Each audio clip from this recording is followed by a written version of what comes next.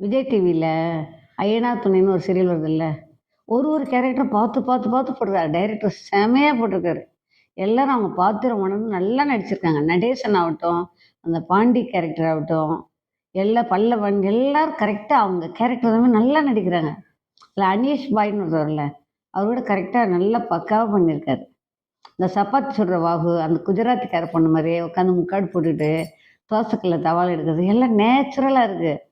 ஒரு சீரியல்ல சும்மா ஒரு மாரி இருக்கும். நாடகத்தன்மை நெறைய இருக்கும். இதில அப்படி இல்ல. எல்லாமே நேச்சுரல். அவங்க வீடு, அவங்க அப்பா உட்காந்து பழைய பாட்டு கேட்டுட்டு, ரேடியோ பெட்டிய தட்டிக்கிட்டு இருக்கிறதாகட்டும், சமையல் ரூம்ல டீ போடுறது, டீ தூள் எடுக்கிறது, உப்பு, சர்க்கரை எடுக்கிறது, கொஞ்சோண்டுக்கு காலி ஆயிடுச்சுன்னு சொல்றது, பாத்திரம் கழுவாத பாத்திரங்கள், பெருக்காத வீடு, அது மாரி அவங்க வீட்டு செவுரு, உடைஞ்சு போன கூரை, வீட்டு வாசல் தொடப்பம், ஓடாத கடிகாரம், உடைஞ்சு போன கட்டிலு, எல்லாமே நேச்சுரலா இருக்குல்ல அந்த வீட்ல.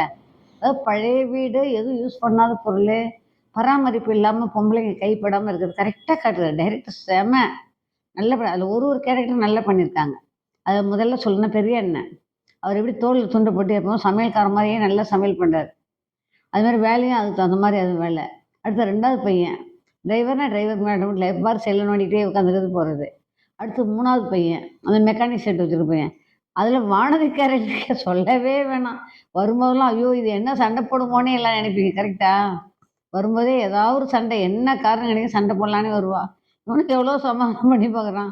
2 பேருக்கும் ஒத்தே வர மாட்டேங்குது. அப்படி ஒரு கேரக்டர் அது. எப்ப பார்த்தாலும் சண்டை போடுறது அது. சண்டையே போடாது. யாரு? அந்த பொண்ணு. பாய் பொண்ணு ஒண்ணு இருக்குல்ல. அந்த பொண்ணு. சந்தா சந்தா. அது வாயே தொறக்காது. இது வாய தொறந்தா சண்டை, அது வாயே தொறக்காது அது. எப்படி கரெக்ட்டா ஆப்போசிட்டா வச்சிருக்காரு பாத்தீங்களா டைரக்டர். செமையா இருக்கு. வரும்போதே ஏதாவது சண்டை போட்டே வரும். இந்த வானதி கேரக்டரு.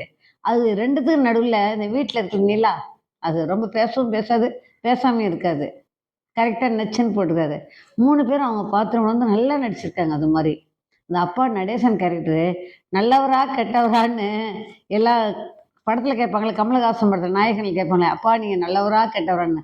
அது மாரி அவர் நல்லவரா, கெட்டவரான்னு நம்மளாலயே புரிஞ்சுக்க முடியல. ஒரு கிரகிக்க முடியல. பொண்டாட்டிய கொலை பண்ணிட்டான் அப்படி இப்படின்னு எல்லாம் ஊரே சொன்னாங்க. அப்பவும் அமைதியா தான் இருந்தாரு. நடுவுல ஒரு பொம்பள வந்தா, அப்பயும் அமைதியா தான் இருந்தாரு. அவ குற்றவாளியா, இவர் குற்றவாளியா எதுவுமே நம்மளால கண்டுபிடிக்க முடியல.